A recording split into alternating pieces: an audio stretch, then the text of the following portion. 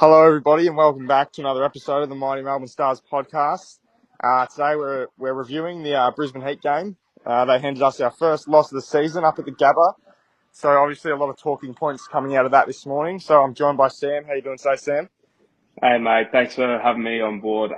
Doing okay after last night, but what was look, it was entertaining at times, but it was just the unfortunate result we didn't really need. But at the same time, we just learn from our mistakes and move on to the next one. Yeah, I think the good thing about this loss is we have such a quick turnaround. We can't dwell on this for ages. We literally fly back to Melbourne today, and before we know it, we're playing in the biggest game of the season, the Melbourne Derby at the MCG tomorrow. So not much time to dwell on it. Plenty of time to bounce back though. Obviously in a comfortable position, still being top of the table even after that loss. However, that may change tonight depending on results. But no doubt we'll be able to secure that spot after we beat the Melbourne Renegades, hopefully. But yeah, basically we're just going to be going through our thoughts on last night. Obviously, there's a lot of key points, and we probably won't be able to get through them all, as the fans have been quite aggressive in comment sections and stuff last night, sharing their thoughts. We want to touch on as much as we can and everybody's thoughts, but we probably won't be able to get through that. But just to start off, Sam, I guess we lose the toss, we get sent into bat first. How were you feeling when that decision was made? I mean, it's a tough one because you never really know what to expect when winning or losing the toss. You just go for whatever you got to think on the spot real quick in a way, but you also got to think about what the right decision is once the toss has been made.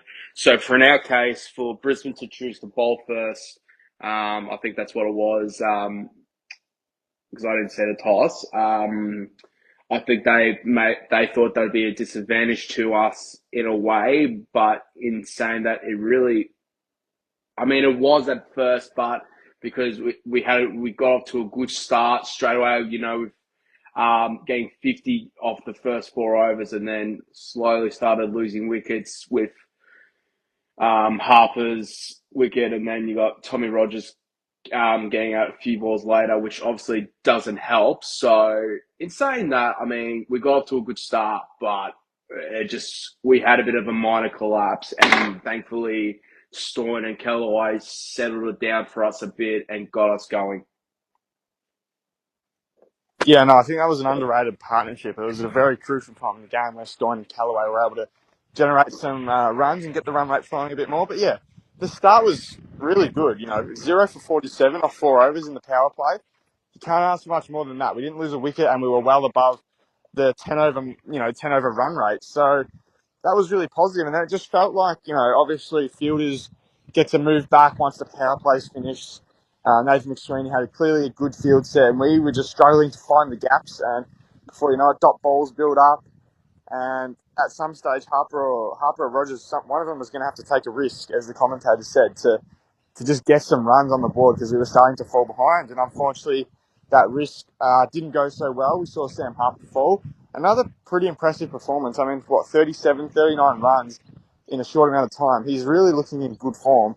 So pretty positive out of that. And then, yeah, we just struggled through that middle period, which has been the case in a few games now, where we've just had a really good power play, but we've struggled after losing those couple wickets. We were able to bounce back with Stoin and Callaway, as you mentioned. But then once again, wickets fall, Maxwell goes, more wickets kind of start to fall, Stoinis, Callaway. And luckily, our Lord and Saviour, Blake McDonald, entered the crease with hitting Cartwright, and they were able to pose a really decent total. 196 or 195 runs and then chasing 196. Generally, you're pretty happy with that. That's close to the 200 mark, which is what we would have been aiming for. We know the Gabba pitch obviously favours batting, so chasing big totals is very doable, as we saw in that Perth Scorchers game a couple of weeks ago. But yeah, I suppose what were your takes on that last partnership with McDonald and Cartwright to kind of get us to a comfortable position? They had just to do whatever it takes. They just took the risks for the biscuit, and it paid off. Like Black McDonald with a couple of fours, two crucial sixes. Same with Cartwright at the end of his innings. in the 20th. I think it was like 55 off the last three overs or something like that I saw. So, and 37 of them being off McDonald alone was, 37 of them off McDonald alone was bloody incredible. So it was good to see him come in, but I'm sticking by my thought, and I think most fans will agree, is what the hell is the point of signing an international replacement if you're not going to play him when he's already in Sydney, in Yeah. Queensland? Like, that made no fucking sense at all.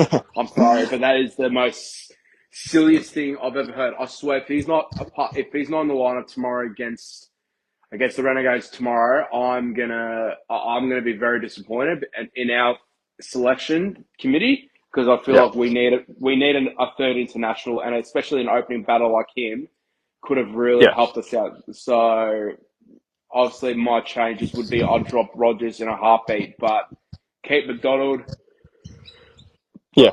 Yeah. Well, this was my next talking point, was the lineup. So obviously, most of our batters were solid, but there were a few issues, and one of those is Tom Rogers, who went for a cheap score once again. Look, that's his second time batting this season. We've now played 5 games, so is it too early to make a call on Rogers and potentially omit him out of the lineup? I'm not sure. It's a tough decision to make, but then again, as you mentioned, Joe Clark, international batter, out. We bring in Sam Hain, and I do like your point of, we go to the effort of signing an international player. However, this situation was a little bit different because Sam Hain was in Queensland already. We didn't fly him over from England.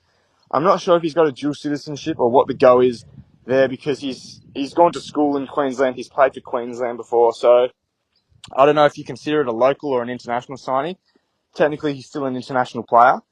And Yeah, when you've got a guy of his skill set, and yeah, an international, generally your internationals are your better players, and you give them a game. When you've got one of those guys sitting on the bench, as 12th man, it really does hurt just to see that.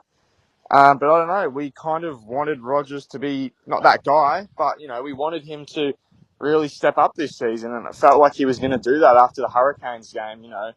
Obviously the injury was a setback, and just the circumstances of the past games, we haven't needed to send him to the crease, because we've been winning so easily. We just send in Maxi to quickly get the job done.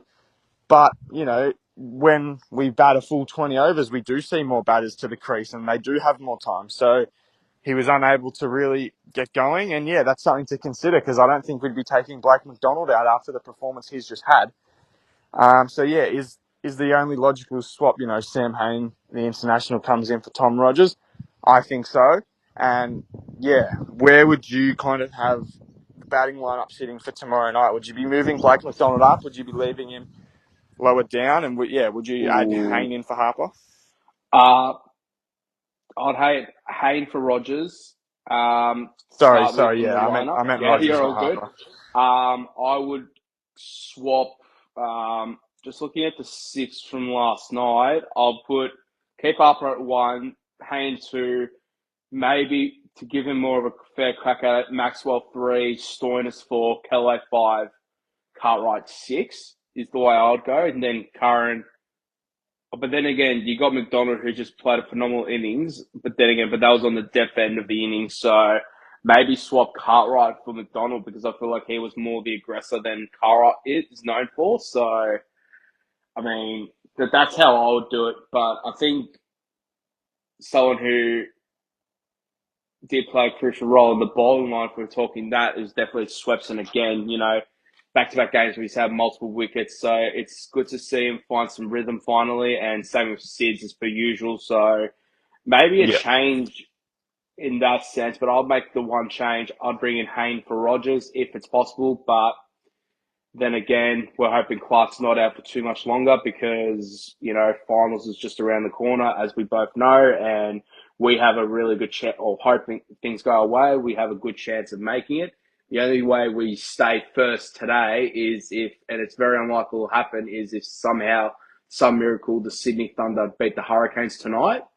yeah, Um, and obviously we'd need to beat the Renegades tomorrow, because they've been average so far. They've only won the one game out of five, so they're in yeah, a bit of strife as well. So, 'cause if they lose one more, then I think their BBL season's done already. So we just need to win minimum two more games for us to make finals. So, and look, we're doing better than most had expected because most people had written us off, being on the bottom half Yeah. again, making sure we get pick one in the next BBL draft next year. But Yeah. in saying that, I think it would have been better if we had signed maybe if we had attempted to try and sign Darcy Short in the off season for a better opener than Tom Rogers. I would have taken that. But even the Tasmanian Tom Rogers, the bowler, the fast bowler, I would have loved to have us to sign him as well in the off season, but because he was at the Renegades for the last few years, but he's a no show at the moment, so who knows where he's at.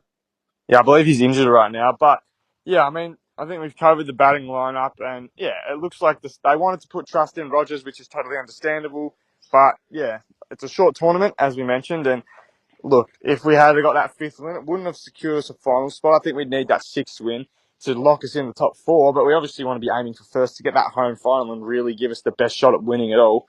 So we need to keep pushing. But if you had said to me on the 15th of December when the Big Bash started, that at the halfway mark, the Stars are 4-1, good momentum behind them, and the players are playing well, and, everyone's enjoying it, I would have 100% taken it. 4-1, it's not bad at all, top of the ladder. And maybe I'd just rather the Hurricanes win tonight, and because that eliminates the Thunder from finals contention, I believe. That'll be their sixth game. They've only got one win, and they have a terrible net run rate. So, hey, we can live with being second for one night, and then it eliminates a team, and then the next night, we go straight back up. So we have to look at that.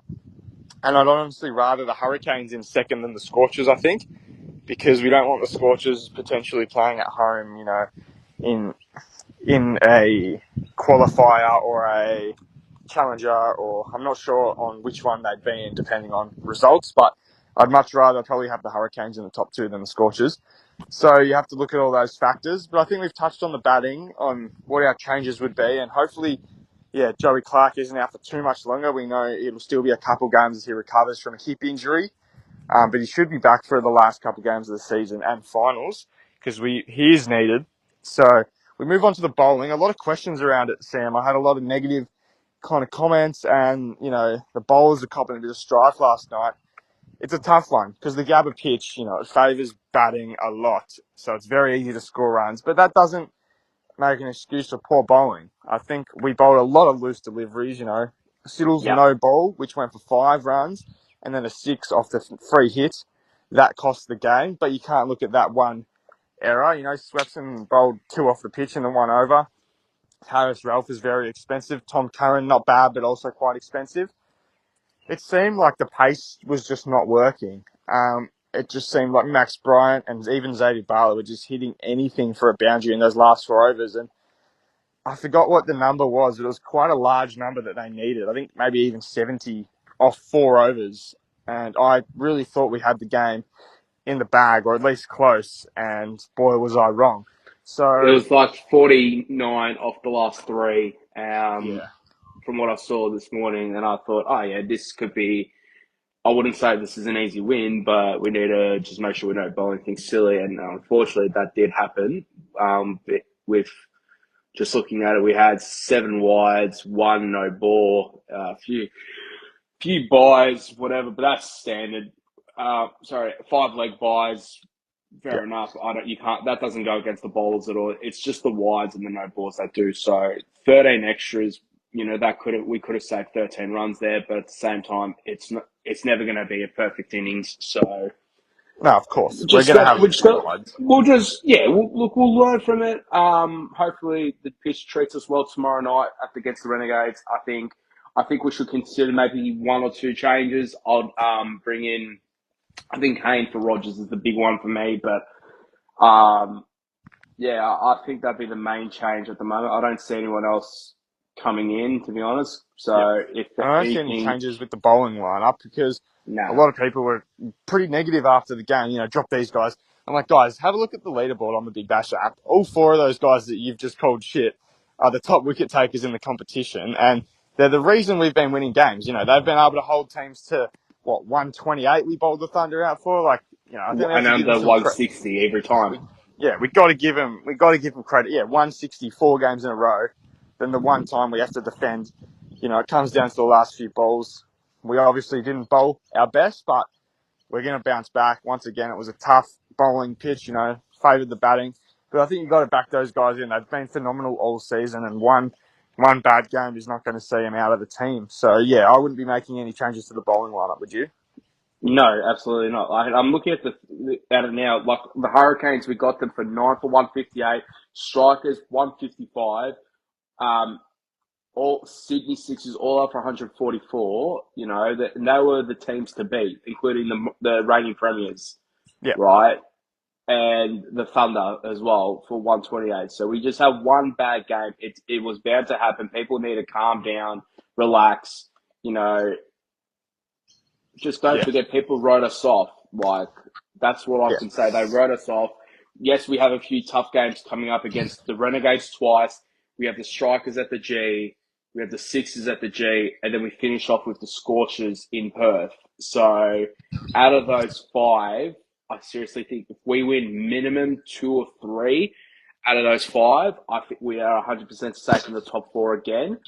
yeah, But obviously, we want to try and win as much as possible and make it competitive, sort of thing. So, I think the effort was there last night with the batting after a slow start. But at the same time, we got to take a few more risks. We can't keep, especially Rogers. I feel like he's just more of a test batsman. He just wants to block everything. He doesn't want to take too many risky shots, sort of thing. So. mm, That's just my opinion, though. I don't know how everyone else feels, but it's going to be interesting to see what happens tomorrow night at the G. And funny thing is, we're expecting at least minimum over 65,000 tomorrow at the G. So yeah, Stars fans, turn out, show up, show us why we're the best team in Melbourne compared to those renegade scum, and and let's just show them why we're the best team in Melbourne. yeah, for sure. Nah, that's the thing that we love about the podcast is just coming on every morning and just sharing the thoughts on the game, calming everyone down who's listening, and they just get an understanding that we are okay. The ship is steady. We are still cruising. It's a bit different to last season where we're just trying to scrape the bottom of the barrel and just squeeze into that top 4. Now we're going for the top spot, and I think we can well get that. I think we win both games against the Renegades, the Adelaide Strikers at the MCG. I think we win that as well. Hopefully we beat the Sixers, and who knows what will happen in Optus over in Perth at Optus Stadium. It'll be a tough game for sure. But look, if we can go 8-2, we probably secure the top spot. So you'd be pretty happy with that. And yeah, I guess that wraps up another episode of the Mighty Melbourne Stars podcast. We've talked about a lot of key points out of last night, and we try and remain positive moving into the next game. Short turnaround, so not a lot of time to dwell on that loss. We move forward quickly to our biggest game of the season in terms of crowd and build up and what it means to everyone in Melbourne. So get down there, guys. Get your tickets. Free public transport within Melbourne. Melbourne makes to be played for, so make sure you guys go and support the lads. And yeah, thank you, Sam, for joining me. Absolute pleasure of mine, Jakey boy. Thank you so much. Thank you, and we'll see you guys on the next one. Go Stars. Go Stars. Thanks. What you doing?